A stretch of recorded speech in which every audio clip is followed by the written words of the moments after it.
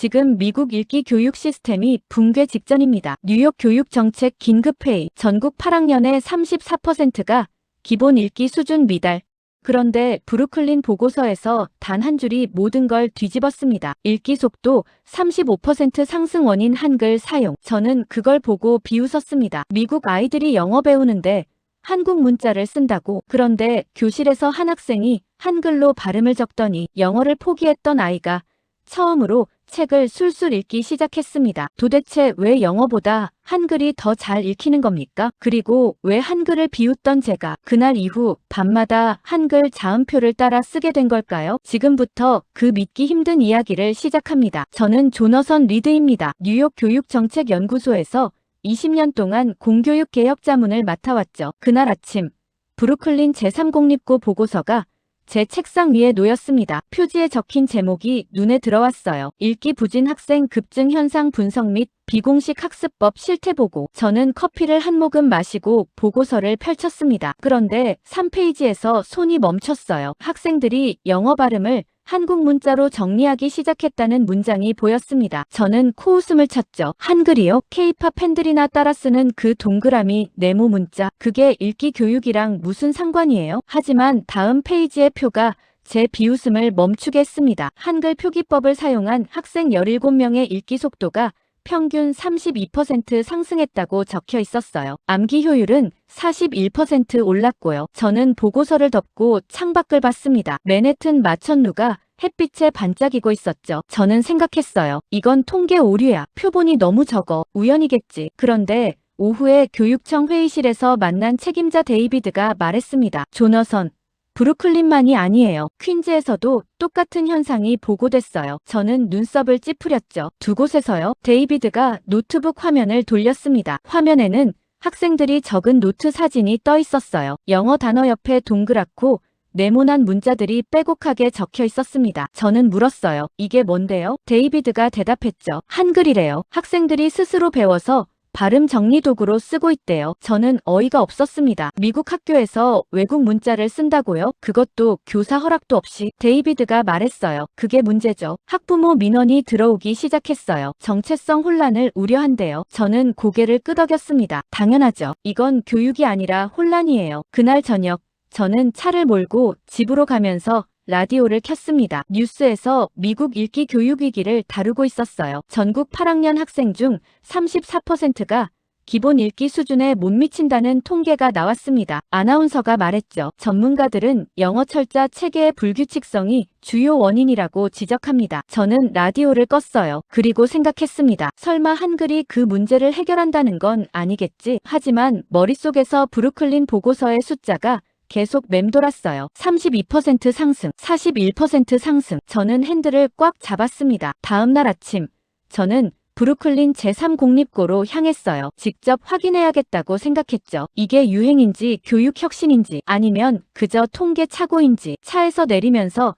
저는 중얼거렸습니다. 한글, 웃기고 있네. 하지만 제 가슴 한구석에선 불편한 호기심이 꿈틀거리고 있었어요. 저는 브루클린 제3공립고 교무실 문을 열었습니다. 담당 교사 에밀리 카터가 저를 맞이했어요. 그녀는 30대 중반으로 보였고 눈가에 피곤함이 묻어 있었죠. 에밀리가 말했습니다. 리드 박사님, 오셔서 감사해요. 이 현상을 어떻게 봐야 할지 저희도 혼란스러워요. 저는 냉정하게 대답했어요. 보고서를 봤습니다. 솔직히 말하면 외국 문자를 교육 현장에 끌어들이는 건 부적절해 보이는데요. 에밀리의 표정이 굳었습니다. 하지만 그녀는 아무 말도 하지 않고 노트 한 권을 꺼냈어요. 이걸 보시겠어요? 저는 노트를 받아들었습니다. 펼치자마자 동그라미와 네모 문자들이 빼곡하게 적혀 있었어요. 영어 단어 옆에 발음이 정리돼 있었죠. 저는 물었습니다. 이게 한글이라는 거죠? 에밀리가 고개를 끄덕였어요. 네. 이 노트 주인은 마이클이에요. 작년까지 읽기 수준이 4학년 수준이었죠. 저는 코웃음을 쳤습니다. 그래서요? 에밀리가 조용히 말했어요. 지금은 학년 평균을 넘었어요. 저는 멈칫했습니다. 그녀가 계속 말했죠. 마이클은 영어 철자를 보면 소리가 떠오르지 않는다고 했어요. 특히 스루, 소트, 터프 같은 단어들요. 저는 고개를 끄덕였어요. 불규칙 철자 문제죠. 그건 누구나 아는 얘기예요. 에밀리가 말했습니다. 하지만 마이클은 한글로 발음을 적으면서 달라졌어요. 소리가 보인다고 표현했죠. 저는 어이가 없었어요. 소리가 보인다고요? 그게 무슨 뜻이에요? 그때 교실 문이 열렸습니다. 한 학생이 들어왔어요. 키가 크고 마른 흑인 남학생이었죠. 에밀리가 소개했습니다. 마이클이에요. 마이클이 저를 보더니 조심스럽게 말했어요. 안녕하세요. 저는 마이클이에요. 저는 직접적으로 물었습니다. 한글을 쓴다고 들었어요. 왜 영어 대신 외국 문자를 쓰는 거죠? 마이클이 잠시 망설이더니 대답했어요. 영어는 글자를 봐도 소리가 안 떠올라요. 특히 EA가 들어간 단어요. 브레드는 브레드인데 비드는 비드잖아요. 같은 철자인데 소리가 달라요. 저는 알고 있다는 듯이 말했죠. 그래서 파닉스 교육이 있는 거예요. 마이클이 고개를 저었습니다. 파닉스는 규칙이 너무 많아요. 예외도 많고요. 저는 외우는 게 힘들어요. 저는 팔짱을 꼈어요. 그럼 한글은 뭐가 다른데요? 마이클이 노트를 펼쳤습니다. 한글은 적는 순간 소리가 보여요. 자음 하나 모음 하나만 알면 조합할 수 있어요. 규칙이 명확해요. 저는 노트를 들여다봤습니다. 브레드 옆에 브레드라고 적혀 있었어요. 비드 옆에는 비드. 마이클이 말했죠. 한글로 적으면 소리가 틀릴 수가 없어요. 제가 원하는 발음을 정확하게 적을 수 있어요. 저는 미간을 찌푸렸습니다. 하지만 그건 한국어 문자잖아요. 영어를 배우는데 왜 다른 나라 문자가 필요한 거예요? 마이클이 저를 똑바로 봤어요. 왜 안 돼요? 효과가 있는데요. 저는 말문이 막혔습니다. 마이클이 계속 말했어요. 제 친구들도 한글 배우고 있어요. 스터디 그룹도 만들었어요. 선생님들은 몰랐지만요. 저는 에밀리를 쳐다봤습니다. 에밀리가 쓴웃음을 지었어요. 저희도 최근에 알았어요. 저는 마이클에게 물었습니다. 한글 배우는데 얼마나 걸렸어요? 마이클이 대답했죠. 자음이랑 모음 다 외우는데 2시간 걸렸어요. 저는 놀라서 되물었어요. 2시간이요? 마이케이 고개를 끄덕였습니다. 네, 조합 원리만 알면 되니까요. 친구 중에는 1시간 만에 다 외운 애도 있어요. 저는 그 순간 뭔가 잘못됐다고 느꼈습니다. 2시간이면 한국어 문자 체계를 익힌다고요? 에밀리가 조용히 말했어요. 그래서 학생들이 열광하는 거예요. 진입 장벽이 낮거든요. 저는 노트를 덮었습니다. 하지만 인정하고 싶지 않았어요. 이건 일시적 유행일 거라고 스스로를 설득했죠. 그런데 마이클이 마지막으로 말했습니다. 박사님, 저는 영어가 싫었어요. 읽을 때마다 틀렸으니까요. 근데 지금은 재밌어요. 그 말이 제 가슴을 찔렀어요. 저는 교무실을 나오면서 생각했습니다. 이게 정말 단순한 유행일까? 저는 사무실로 돌아와 데이터를 요청했습니다. 에밀리가 이틀 뒤에 이메일을 보내왔어요. 첨부 파일에는 지난 2달간의 수업 결과가 정리돼 있었죠. 저는 엑셀 파일을 열었습니다. 숫자들이 눈앞에 펼쳐졌어요. 한글 보조 표기법을 사용한 학생 23명, 읽기 속도 평균 상승률 35%, 단어 기억률 상승 42%, 듣기 정답률 상승 28%. 저는 마우스를 멈췄습니다. 이건 우연이 아니었어요. 하지만 저는 스스로에게 말했죠. 표본이 적어 23명으로는 통계적 유의미성을 확보할 수 없어. 저는 다른 학교들의 연락을 취했습니다. 퀸즈 제7 공립고, 맨해튼 제12 공립고, 브롱크스 제5 공립고 모두에게 같은 질문을 던졌어요. 학생들이 한글을 사용하는 사례가 있습니까? 일주일 뒤 답변이 돌아왔습니다. 퀸즈에서는 31명, 맨해튼에서는 18명, 브롱크스에서는 12명. 저는 의자에 깊숙이 몸을 기댔어요. 이건 한두 학교의 우연이 아니었습니다. 그리고 더 충격적인 건 따로 있었어요. 학생들이 스스로 스터디 그룹을 만들고 있었다는 겁니다. 인스타그램에 해시태그 한글 포에버라는 계정이 있었어요. 저는 그 계정을 클릭했습니다. 게시물에는 한글로 정리된 영어 발음 노트 사진이 가득했어요. 댓글에는 학생들의 반응이 달려 있었죠. 이거 진짜 신기해요. 2시간 만에 다 외웠어요. 선생님한테 배운 거 아니고 친구가 알려줬는데 완전 쉬워요. 영어 시험 점수 20점 올랐어요. 한글 덕분이에요. 저는 스크롤을 내리면서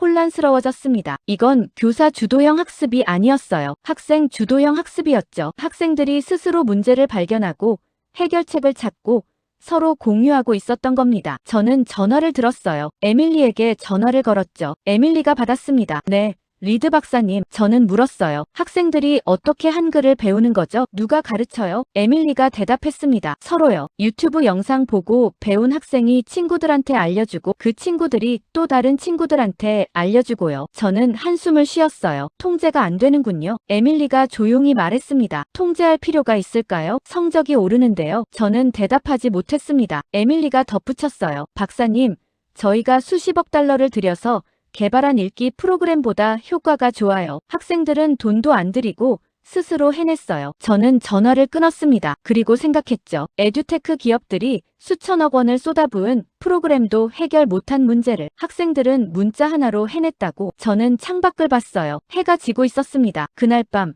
저는 집에서 노트북을 열었습니다. 한글이라고 검색했어요. 화면에 한글의 역사가 나왔습니다. 1443년 세종대왕이 창제했다고 적혀 있었죠. 저는 스크롤을 내렸어요. 과학적 설계, 발음기관 반영, 체계적 조합 원리. 저는 읽으면서 점점 불편해졌습니다. 이게 정말 단순한 외국 문자인가? 아니면 제가 편견으로 놓친 무언가인가? 저는 노트북을 덮었어요. 하지만 머릿속에서 마이클의 말이 계속 맴돌았습니다. 소리가 보여요. 저는 중얼거렸죠. 소리가 보인다는 게 대체 무슨 뜻이야? 다음날 아침 저는 결심했습니다. 직접 배워보기로요. 저는 다시 브루클린 제3공립고로 향했습니다. 에밀리에게 전화를 걸었어요. 에밀리, 저한테 한글 좀 가르쳐 주세요. 에밀리가 놀란 목소리로 물었습니다. 박사님이요? 저는 대답했죠. 네, 직접 경험해봐야 이해할 수 있을 것 같아서요. 에밀리가 웃으며 말했어요. 오후 3시에 빈 교실에서 뵙죠.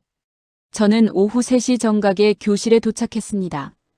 에밀리가 칠판 앞에 서 있었어요. 저는 학생처럼 앞자리에 앉았죠. 에밀리가 분필을 들었습니다. 먼저 자음부터 시작할게요. 그녀가 칠판에 적었어요. 기역, 니은, 디귿, 리을, 미음, 비읍, 시옷, 이응, 지읒, 치읒, 키읔, 티읒, 피읍, 히읗. 저는 그걸 보면서 코웃음을 쳤습니다. 이게 다예요? 에밀리가 고개를 끄덕였어요. 네, 기본 자음은 이게 전부예요. 저는 믿을 수 없다는 표정을 지었죠. 14개요? 에밀리가 웃었습니다. 네, 이제 모음 볼까요? 그녀가 다시 칠판에 적었어요. 아, 야, 어, 여, 오, 요, 우, 유, 의. 저는 세어봤습니다. 10개네요. 에밀리가 말했어요. 맞아요. 이제 이걸 조합하면 돼요. 저는 물었습니다. 조합이요? 에밀리가 설명했어요. 자음과 모음을 합쳐서 소리를 만드는 거예요. 예를 들어 기역과 아를 합치면 가예요. 저는 따라 써봤습니다. 가. 에밀리가 계속 말했죠. 니은과 아를 합치면요? 저는 대답했어요. 나. 에밀리가 고개를 끄덕였습니다. 맞아요. 저는 그 순간 뭔가 이상하다고 느꼈어요. 이게 전부라고요? 규칙이 이게 다예요? 에밀리가 웃으며 말했습니다. 네. 조합 원리만 알면 돼요. 저는 믿을 수가 없었습니다. 영어는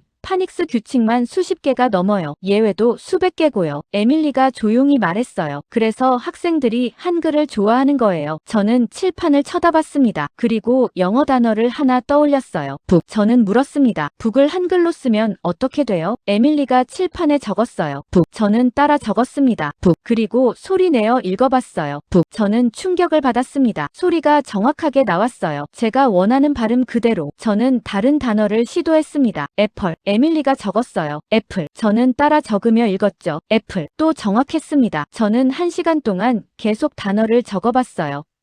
카피, 커피, 워터, 워터, 스쿨, 스쿨. 모든 발음이 제가 원하는 대로 나왔습니다. 저는 에밀리를 봤어요. 이게 정말 전부예요? 예외 규칙 같은 거 없어요? 에밀리가 대답했습니다. 받침이 좀 더 있긴 한데 기본 원리는 똑같아요. 저는 펜을 내려놓았습니다. 그리고 조용히 생각했어요. 왜 미국 아이들은 이렇게 쉬운 시스템을 못 쓰는 거지? 왜 우리는 아이들에게 불규칙 철자를 외우라고만 하고 이렇게 보이게 가르칠 생각은 안 한 거지? 저는 집으로 돌아가면서도 멍했습니다. 저녁을 먹고 욕실 거울 앞에 섰어요. 거울에 비친 제 입을 보면서 소리를 내봤습니다. 기역, 니은, 디귿. 입모양이 달라지는 게 보였어요. 혀의 위치도 달랐죠. 저는 그제야 깨달았습니다. 한글은 그냥 글자가 아니었어요. 발음기관의 움직임이 반영된 설계였던 거죠. 저는 거울 앞에서 1시간 동안 자음을 따라 적었습니다. 그리고 그날 밤 잠들기 전에 생각했어요. 이건 유행이 아니야. 이건 혁신이야. 저는 다음 날부터 본격적으로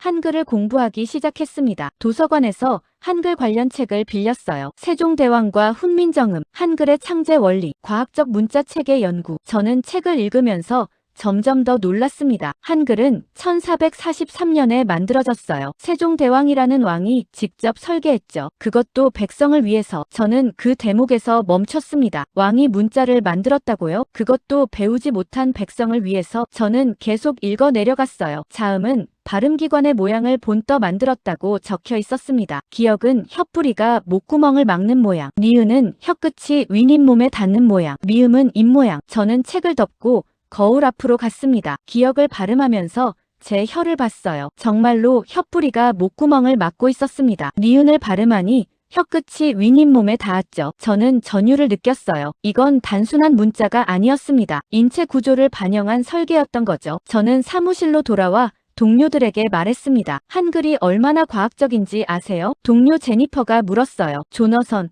한글 공부하세요? 저는 고개를 끄덕였습니다. 네, 직접 배워봤는데 충격적이에요. 제니퍼가 웃으며 말했어요. K-팝 팬 됐어요? 저는 진지하게 대답했죠. 아니요, 이건 유행 문제가 아니에요. 교육 시스템 문제예요. 제니퍼의 웃음이 멈췄습니다. 저는 계속 말했어요. 미국 아이들은 영어 철자 때문에 고생하잖아요. 불규칙 발음 때문에 읽기를 포기하는 학생도 많고요. 제니퍼가 물었습니다. 그래서요? 저는 노트를 펼쳤습니다. 한글은 그 문제를 해결할 수 있어요. 발음을 시각화할 수 있거든요. 제니퍼가 미간을 찌푸렸어요. 하지만 그건 한국 문자잖아요. 저는 대답했죠. 그게 중요한가요? 효과가 있는데요. 제니퍼가 한숨을 쉬었습니다. 조너선, 당신 요즘 이상해요. 너무 빠진 거 아니에요? 저는 아무 말도 하지 않았습니다. 하지만 속으로 생각했어요. 이상한 게 아니야. 이제야 제대로 보는 거야. 그날 오후 저는 뉴욕대 언어학과 교수 리처드 밀러를 만났습니다. 리처드는 제 대학 동기였어요. 저는 커피숍에서 그에게 물었습니다. 리처드,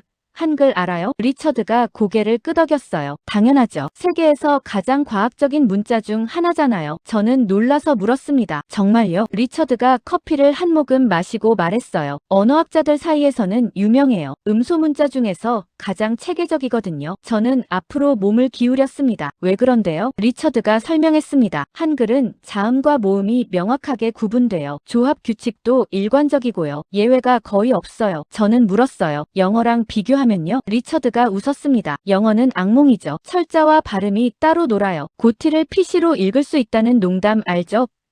저는 고개를 끄덕였어요. 리처드가 계속 말했습니다. 한글은 그런 문제가 없어요. 적는 대로 읽고 읽는 대로 적으면 돼요. 저는 리처드를 똑바로 봤습니다. 그럼 왜 미국 교육계는 이걸 모르는 거예요? 리처드가 어깨를 으쓱했어요. 모르는 게 아니라 관심이 없는 거죠. 외국 문자니까요. 저는 주먹을 쥐었습니다. 그게 말이 돼요? 아이들 교육이 더 중요하지 않아요? 리처드가 조용히 말했어요. 조너선, 당신 변했네요. 예전엔 영어 교육 수호자였잖아요. 저는 창밖을 봤습니다. 사람들이 거리를 오가고 있었어요. 저는 중얼거렸습니다. 저도 몰랐어요. 제가 편견에 갇혀 있었다는 걸요. 일주일 뒤 뉴욕 교육청 대회의실에 사람들이 모였습니다. 저는 맨 앞자리에 앉았어요. 의제는 명확했죠. 학교 내 한글 사용 금지 여부. 교육청장 마크 데이비슨이 회의를 시작했습니다. 오늘 우리가 논의할 안건은 심각합니다. 공립학교에서 학생들이 한국 문자를 사용하는 현상이 확산되고 있습니다. 보수 성향 위원 수전이 손을 들었어요. 이건 교육 혼란이에요. 미국 학교에서 외국 문자를 쓰게 둬서는 안 됩니다. 다른 위원 로버트가 거들었죠. 정체성 문제도 있어요. 아이들이 혼란스러워할 수 있어요. 저는 참고 있었습니다. 마크가 물었어요. 리드 박사님,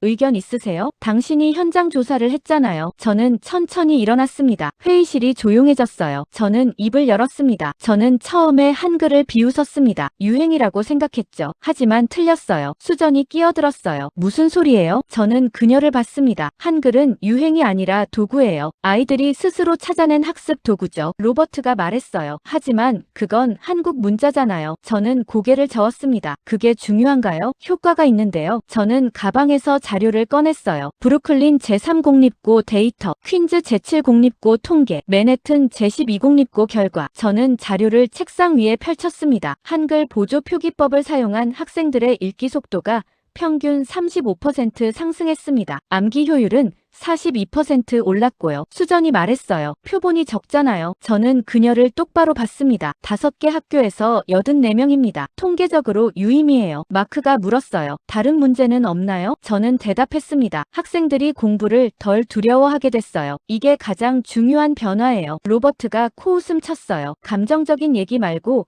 객관적인 근거를 대세요. 저는 참았던 감정을 쏟아냈습니다. 객관적인 근거요? 성적이 오르는 게 객관적이지 않나요? 아이들이 자신감을 되찾는 게 객관적이지 않나요? 회의실이 조용해졌어요. 저는 계속 말했습니다. 우리는 수십 년 동안 영어 철자, 체계의 문제를 알고 있었어요. 불규칙 발음 때문에 읽기 부진 학생이 늘어나는 것도 알았고요. 마크가 물었죠. 그래서요? 저는 글을 봤습니다. 우리는 아무것도 안 했어요. 예산만 쏟아붓고 프로그램만 만들었죠. 근데 학생들이 해냈어요. 스스로 해결책을 찾아냈다고요. 수전이 말했습니다. 하지만 이건 미국 교육이 아니에요. 저는 목소리를 높였어요. 미국 교육이 뭔데요? 아이들을 포기하게 만드는 게 미국 교육인가요? 회의실이 술렁였습니다. 저는 숨을 고르고 말했어요. 저는 20년 동안 영어 교육을 옹호해왔습니다. 외국 문자를 비웃기도 했죠. 하지만 지금은 인정합니다. 제가 틀렸어요. 마크가 조용히 물었습니다. 그럼 어쩌자는 거죠? 저는 대답했어요. 금지하지 마세요. 오히려 공식화하세요. 한글을 영어 발음 보조도구로 인정하는 겁니다. 로버트가 소리쳤어요. 말도 안 돼요. 저는 글을 똑바로 봤습니다. 왜 말이 안 돼요? 효과가 있는데요. 아이들 성적이 오르는데요. 자신감이 생기는데요. 수전이 말했습니다. 학부모들이 반대할 거예요. 저는 고개를 저었어요. 학부모들은 성적표를 봅니다. 성적이 오르면 찬성할 거예요. 마크가 한숨을 쉬었습니다. 이 문제는 더 논의가 필요할 것 같네요. 저는 자리에 앉았습니다. 하지만 제 손은 떨리고 있었어요. 처음으로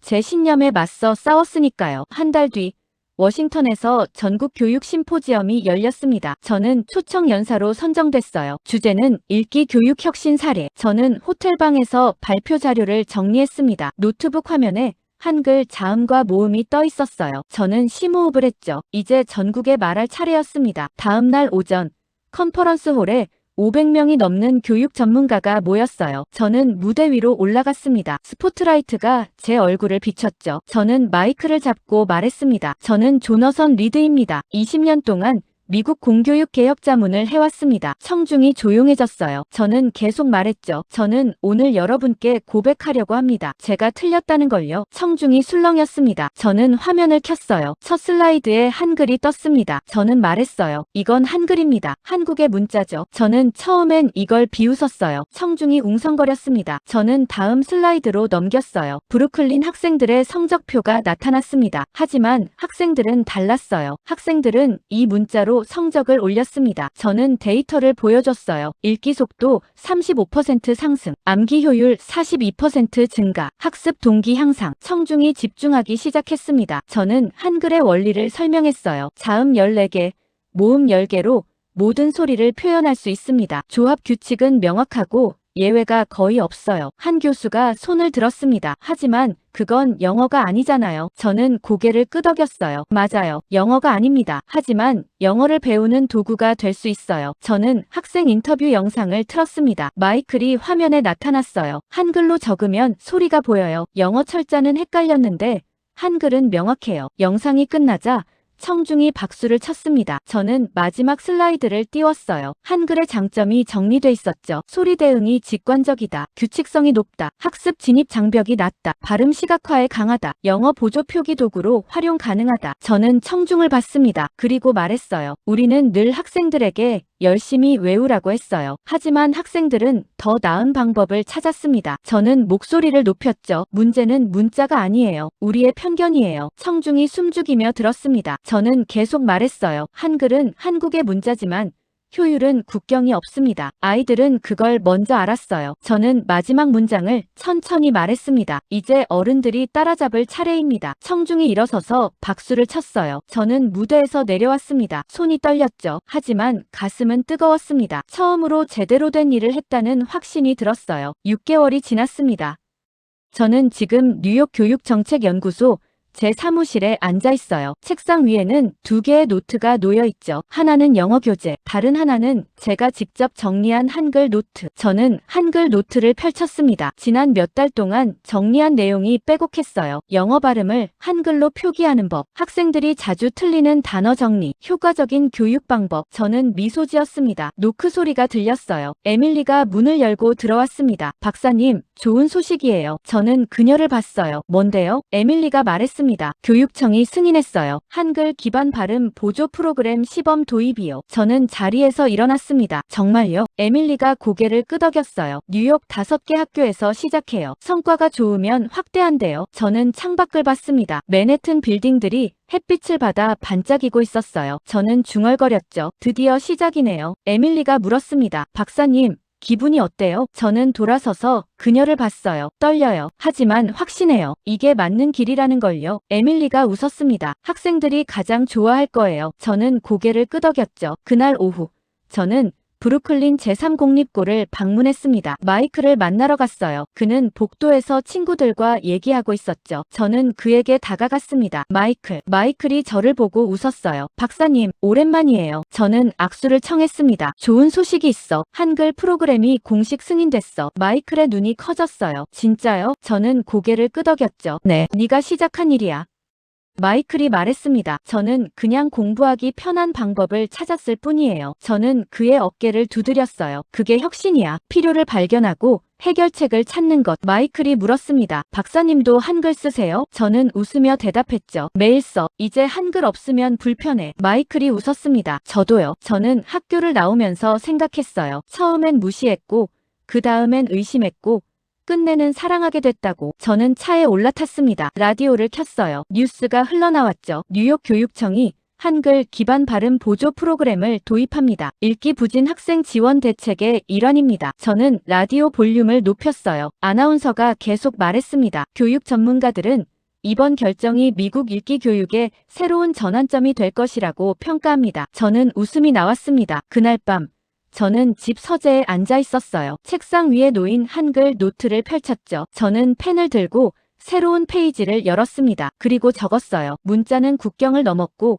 효율은 편견을 이겼다. 저는 그 문장을 오래 바라봤습니다. 20년 동안 영어 교육만 옹호하던 제가 이제는 한글의 가치를 전국에 알리는 사람이 됐어요. 저는 노트를 덮고 창밖을 봤습니다. 뉴욕의 밤하늘에 별이 빛나고 있었어요. 저는 중얼거렸죠. 한글은 한국의 문자지만 효율은 모두의 것이다. 다음 날 아침, 저는 사무실로 출근했습니다. 동료 제니퍼가 저를 보고 말했어요. 조너선, 뉴스 봤어요. 축하해요. 저는 고개를 끄덕였죠. 고마워요. 제니퍼가 물었습니다. 그래도 한글이 영어를 대체할 순 없잖아요. 저는 웃으며 대답했어요. 대체가 아니에요. 보조예요. 영어를 더 잘 배우게 돕는 도구죠. 제니퍼가 고개를 끄덕였습니다. 그럼 됐네요. 저는 제자리에 앉았어요. 책상 위에 새 이메일 알림이 떠 있었죠. 캘리포니아 교육청에서 온 메일이었습니다. 제목은 한글 프로그램 도입 문의. 저는 이메일을 열었어요. 캘리포니아도 관심을 보이고 있었습니다. 저는 답장을 쓰기 시작했죠. 그리고 생각했어요. 이제 시작이구나. 한글이 미국 교육에 스며드는 건, 학생들이 발견한 효율이 전국으로 퍼지는 건. 저는 키보드를 두드렸습니다. 한 글자 한 글자. 영어로 쓰면서도 머릿속으로는 한글 발음을 떠올렸어요. 그게 이제는 자연스러웠으니까요. 저는 미소 지었습니다. 한글은 저를 바꿨어요. 편견을 버리게 했고, 새로운 길을 보게 했죠. 그리고 무엇보다 학생들을 믿게 만들었습니다. 어른들보다 먼저 답을 찾는 학생들을요. 저는 이메일 전송 버튼을 눌렀습니다. 그리고 창밖을 봤어요. 뉴욕의 아침 햇살이 사무실 안으로 쏟아져 들어왔습니다. 새로운 하루가 시작됐죠. 한글과 함께하는 미국 교육의 새로운 하루가요. 오늘의 사연은 어떠셨나요? 재미와 감동이 있었다면 구독과 좋아요 부탁드립니다. 감사합니다.